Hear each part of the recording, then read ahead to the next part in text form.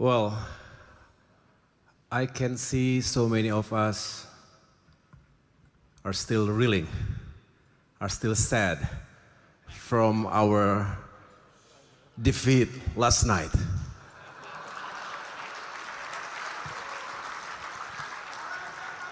It was very painful. Professors from Stanford, volleyball in Indonesia is just like American football in your country. So last night we lost the Super Bowl, the grand final of Pro Liga. That's the highest level of championship for volleyball in Indonesia. But then again, Pak SBY always remind us that sometimes we win, but sometimes we learn. So move on and let's do better. Restart and do better and achieve that championship, that victory next year. Lavani forever. That's my best icebreaker. Although it's heartbreaking, but again,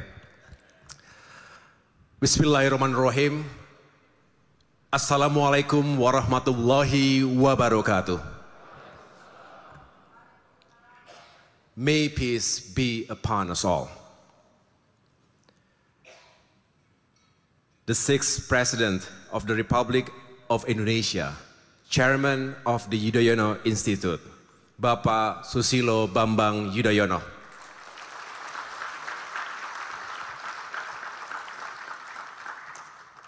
My beloved wife, Anissa Larasati Pohan. That's important to say your wife first. After your father, of course.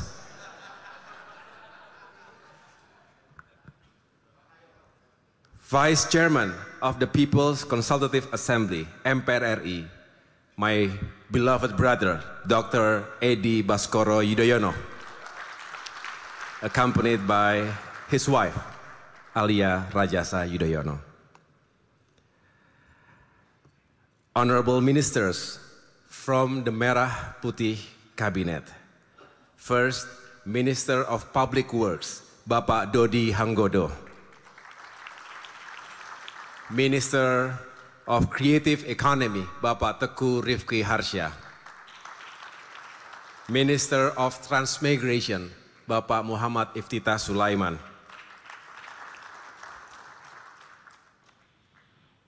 And Vice Minister for Agrarian Affairs and Special Planning, Bapak Osi Darmawan.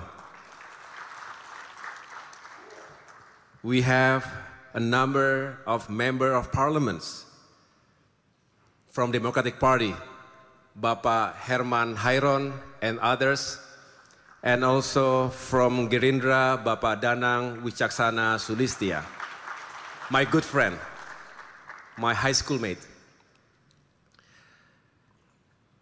And I would like to welcome also ambassadors from friendly countries, His Excellency Stan Fremont Nielsen, the Ambassador of Denmark to Indonesia. His Excellency Masaki Yasushi, the Ambassador of Japan to Indonesia. And we also have former ministers from the first and second United Indonesia Cabinet under Presiden SBY. First, former Coordinating Minister for the Economy, Bapak Hairul Tanjung, beserta Ibu.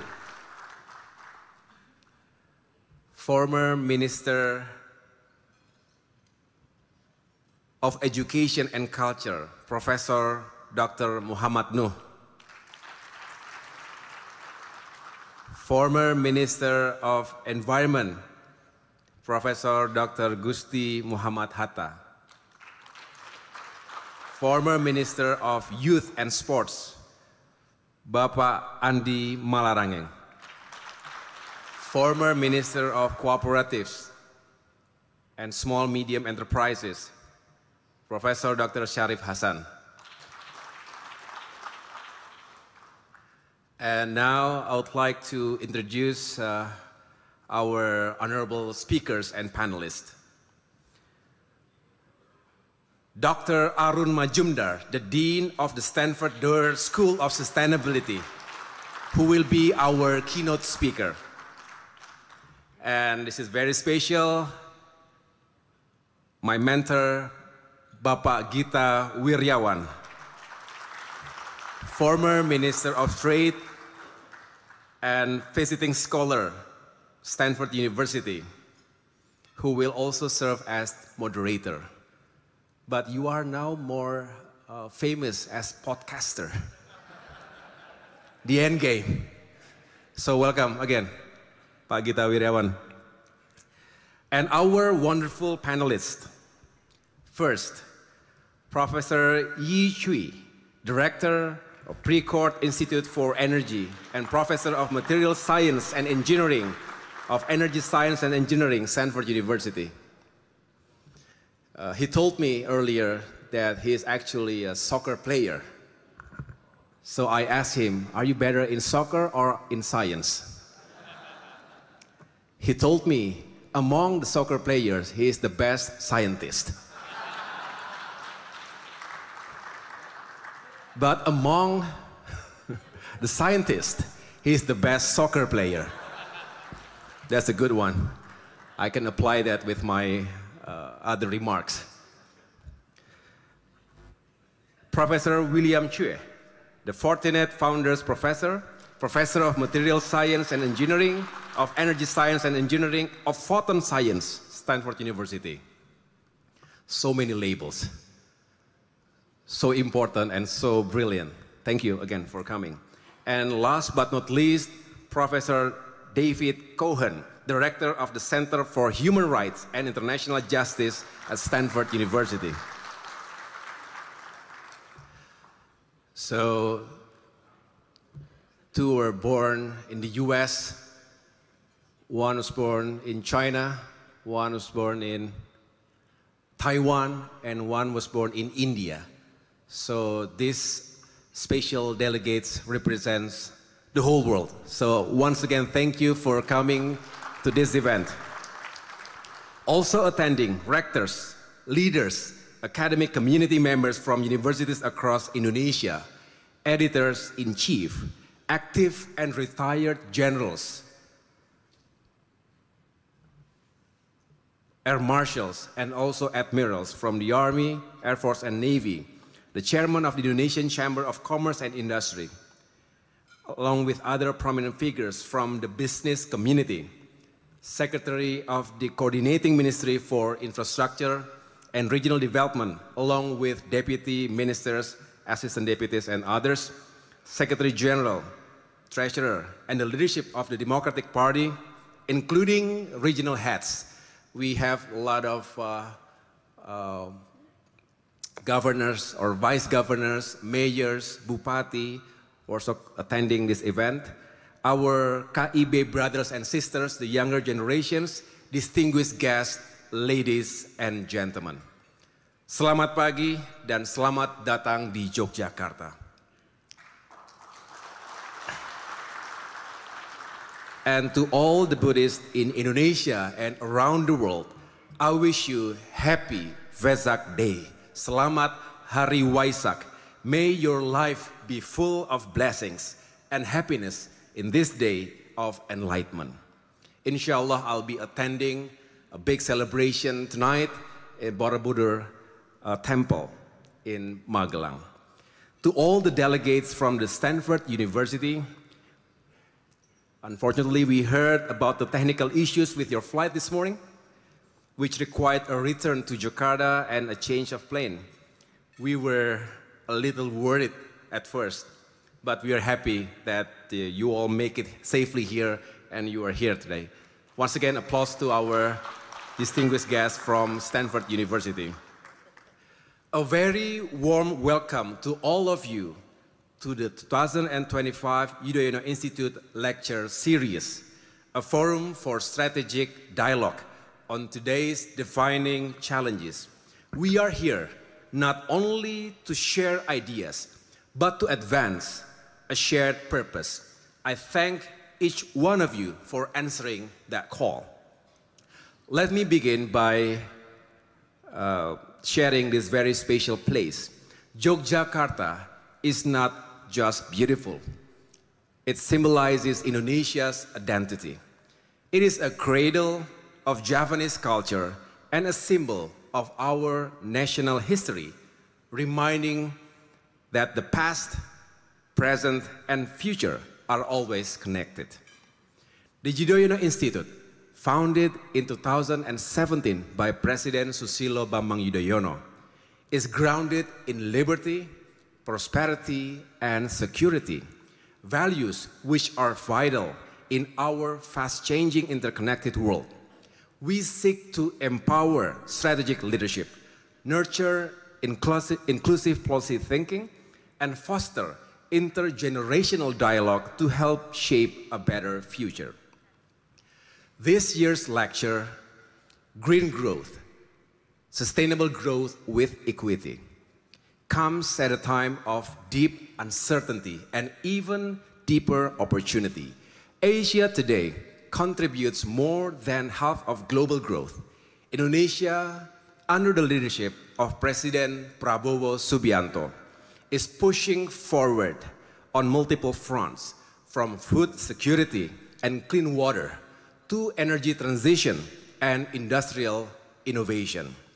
In my capacity as the Coordinating Minister for Infrastructure and Regional Development, I supervise efforts across the different ministries and agencies in areas of spatial planning and land use, infrastructure development, transportation over land, air, and sea, affordable housing, as well as regional development and transmigration across the country. These are all issues very closely connected to sustainability.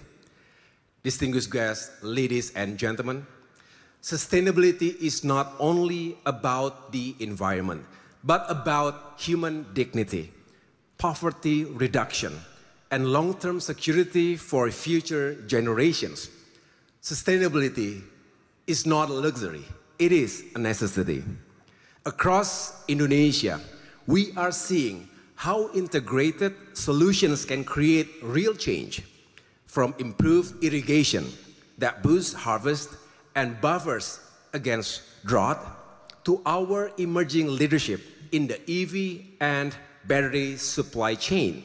Our development path is increasingly guided by the principles of resilience, innovation, and social equity. We are tackling the challenges of rapid urbanization and climate crisis, including those that reshape coastlines, strain cities, and increase the need for dignified, affordable housing. In northern Java, especially Jakarta, land subsidence and rising seas put millions at risk. Indonesia is now advancing the giant seawall, a multi-phase project to protect coastal populations and key economic zones. It is a symbol of our national commitment to adapt to climate change. We are also responding to a major urban challenge: waste. Indonesia produces over 64 million tons of waste annually, much of it unmanaged. Waste-to-energy facilities are being scaled up to turn waste into electricity. This eases landfill loads, promotes energy diversification, and supports a circular economy. Urbanization is accelerating. More than half of Indonesians now live in cities. By 2045, that number could reach 70%. The challenge goes beyond merely constructing homes. It is about building climate-resilient, well-connected communities. However, financing and policy barriers continue to hinder progress. If we can address this collectively, housing can become a cornerstone for fostering equity and driving green growth. Distinguished guests, ladies and gentlemen, no country, no matter how large or ambitious, can walk this path alone. The challenge we face, climate change, food and energy insecurity, digital inequality, are global, interconnected, and urgent. They require partnerships, not just policies. They demand co-creation, not only consultation. Recent US tariffs and protectionist policies have shown how one country's decisions can quickly disrupt the entire global economy, giving new urgency to the meaning of uncertainty. That is why today's discussions are so critical. Let us reflect on three fundamental issues. Number one, how we can redefine growth in ways that value both environmental integrity and human well-being. Number two, how we can scale technological breakthroughs so they can uplift not only the few, but the many. And number three, how we can ensure governance and collaboration bridge global insight with local action.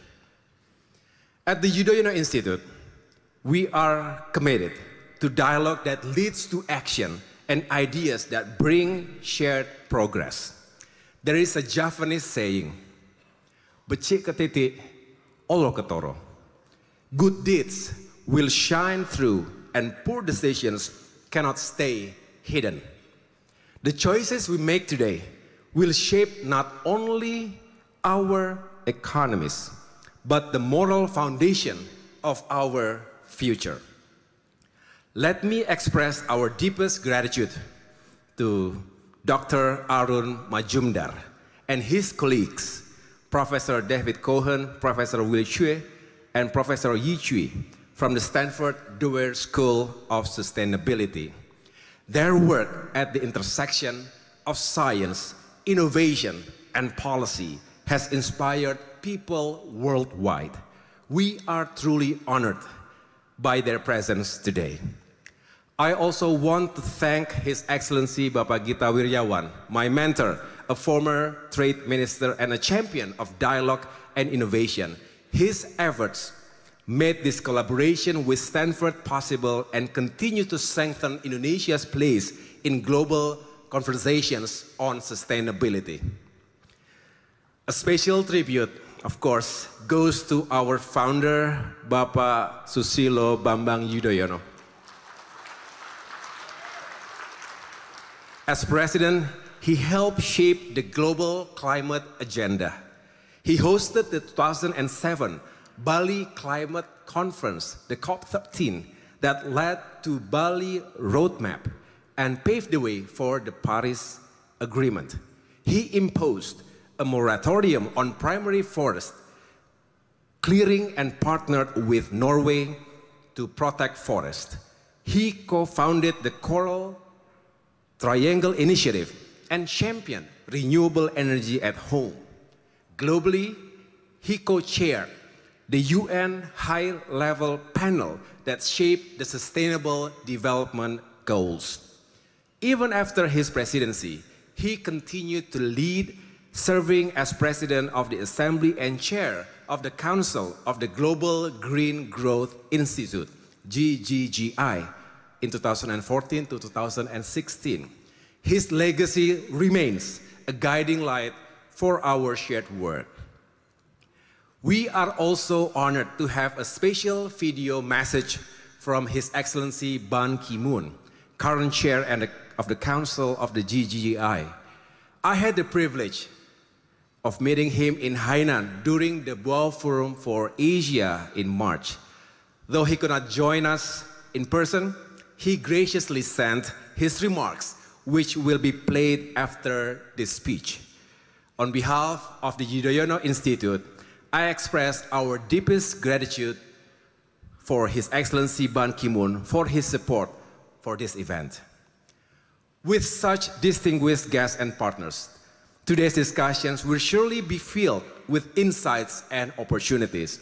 We are privileged to learn from each of you, and together we can lead the way toward a more resilient world. Distinguished guests, ladies and gentlemen, now it is my great honor to welcome our keynote speaker, Professor Aaron Majumdar, Dean of the Stanford Doerr School of Sustainability. Professor Majumdar brings the clarity and vision needed to help us see both the scale of the challenge and the opportunity before us. With that, I invite all of us to listen with care, question with courage, and contribute with purpose, as we work together to ensure that green growth is not a slogan, but a strategy for a lasting equity, resilience, and shared humanity. Thank you. Wassalamualaikum warahmatullahi wabarakatuh.